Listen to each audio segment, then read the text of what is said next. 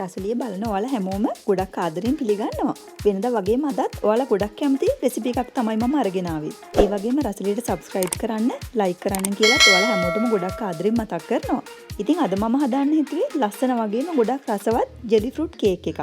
බලමු මොනවද මේ සඳහා අවශ්‍ය කරන්න කියලා. අපිට මේ සඳහා පළතුරු ඕන වෙනවා. මම මේ වගේ පළතුරු වර්ග 7ක් විතර අරගෙන තියෙනවා. ඔයාලට කැමති පළතුරු වලින් ගන්න පුළුවන්. අගර ජෙලි පවුඩර් ග්‍රෑම් 10ක් විතර ඕන වෙනවා.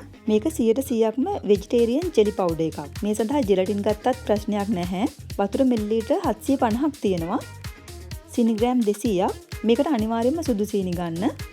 ඊට පස්සේ මම පොල් කිරි කෝප එකක් අරගෙන තියෙනවා. තව මම බැසිල් සීඩ් එහෙම නැත්නම් කසකස ඇට තේ හැඳි දෙකක් විතර අරගෙන තියෙනවා. මේක අත්‍යවශ්‍යම නැහැ. ස්ට්‍රෝබෙරි ජෙලි පැකට් එකකුත් අරගෙන තියෙනවා. දැන් මුලින්ම කරන්නේ පළතුරු ටික පොතු ඉවත් කරලා පොඩි කෑලි වලට කපා ගන්න එක. මම දැන් මේ ඩ්‍රැගන් ෆෘට් එක පොතු ඉවත් කරලා මේ විදිහේ පොඩි කෑලි වලට කපා ගන්නවා.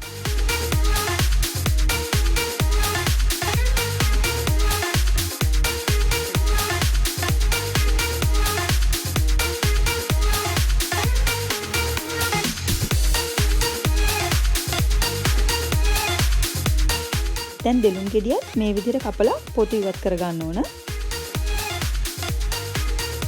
කිවි ගෙඩි දෙකක් මම මේ සඳහා ගත්තා.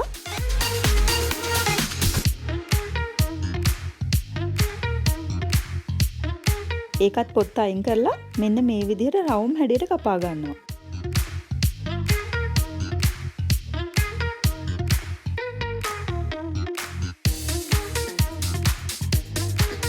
දැන් මේ ටිකත් පැත්තකින් තියාගෙන ස්ට්‍රෝබෙරි ටික මේ විදිහට කපා ගන්න ඕන.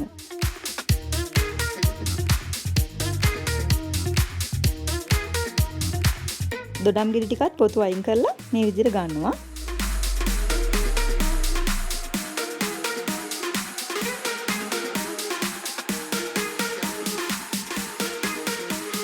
කෙසෙල් ගෙඩියත් මේ වගේ පොත්ත අයින් කරලා මේ වගේ රවුමට කපා ගන්නවා.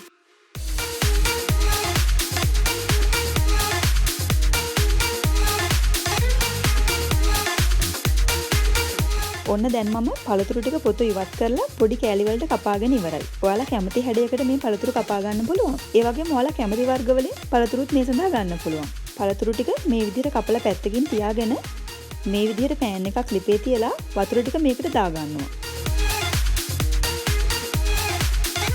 අගර පවුඩර් ටිකත් මේකට දාගෙන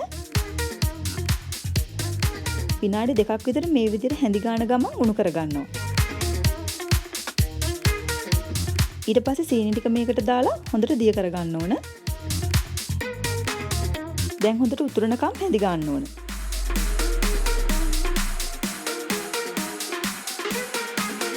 දැන් මේ වගේ උතුරනකොට ලිප ඕෆ් කරලා ලිපෙන් අයින් කරගන්නවා. ඊට පස්සේ මේ වගේ හොඳින් සෝදලා ගත්ත කසකස ඇට ටික මේකට දාලා හොඳට කලවම් කරගන්නවා. මම ජෙලි ෆෘට් කේක් එක හදන්න යන්නේ මේ පෑන් එකේ. ඊට පස්සේ අගර් මිශ්‍රණයෙන් ටිකක් මුලින්ම මම මේ පෑන් එකට දා ගන්නවා.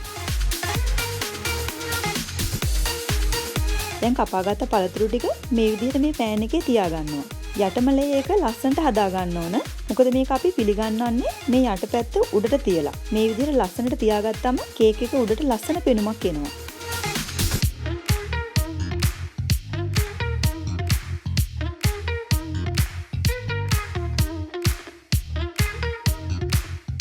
ඉතින් දැන් මේ තියෙන හැම පළතුරක්ම මේ විදිහට මේකට දා ගන්නවා.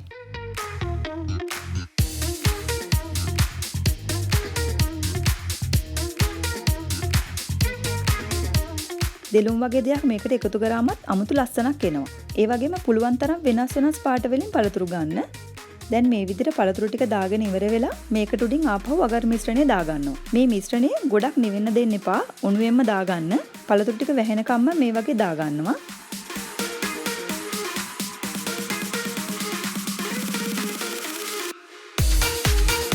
දාගෙන මේක සෙට් වෙනකම් විනාඩි 10ක් විතර තියන්න ඕන. දැන් මේක පැත්තකින් තියාගෙන මේ වගේ පෑන් එකක් ලිපේ තියලා ඒකට පොල් කිරි ටික දා ගන්නවා. ඊට පස්සේ අගර වලින් තේ හැන්දක් මේකට එකතු කරලා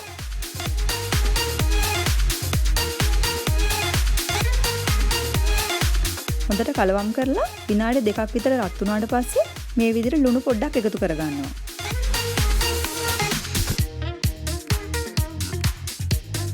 දැන් හොඳට කලවම් කරලා සීනි තේ හැඳි දෙකක් එකතු කරගන්නවා. ඔයාලා කැමති ප්‍රමාණයකට සීනි දාගන්න පුළුවන්. දැන් සීනි ටික හොඳට දිය කරගෙන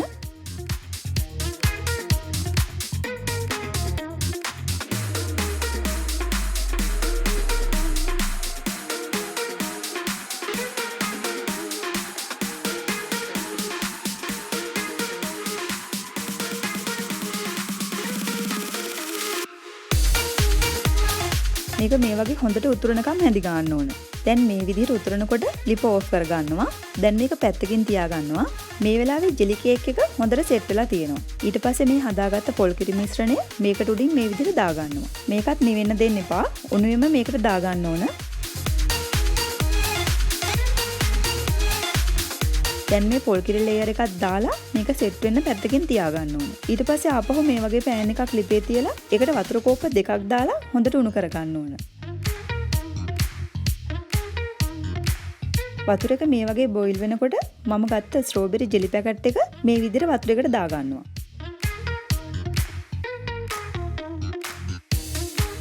දාලා හොඳට කලවම් කරගන්නවා.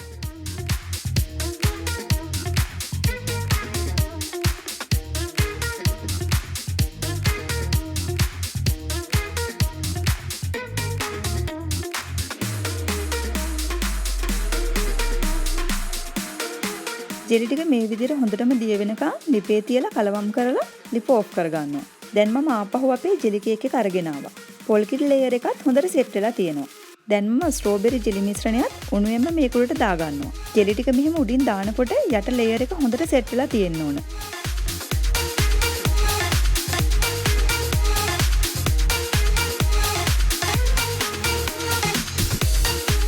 දැන් මේ ටිකක් දාලා ඉවර වෙලා මම ජෙලි ෆෘට් එක පැයක් විතර ෆ්‍රිජ් එකේ තියාගන්නවා. ඔන්න දැන් පැයකට විතර පස්සේ හදාගත්ත ජෙලි ෆෘට් කේක් එක ෆ්‍රිජ් එකෙන් එළියට අරගත්තා.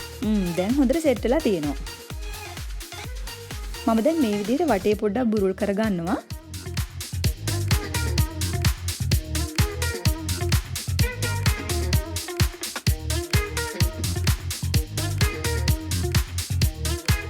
ඊට පස්සේ ට්‍රේ එකකට දාගන්නවා. විශේෂ අවස්ථාවකට අපිට මේ වගේ ඩෙසර්ට් එකක් හදාගන්න පුළුවන්. ලස්සනයි වගේම මේක ගොඩක් රසයි.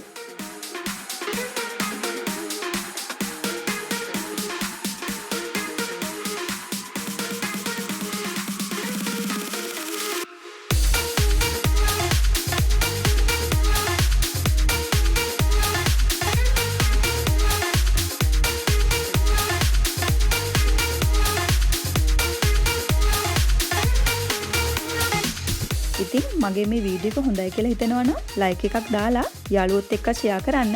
ඒ වගේම රසලියට සබ්ස්ක්‍රයිබ් කරන්නත් අමතක කරන්න එපා.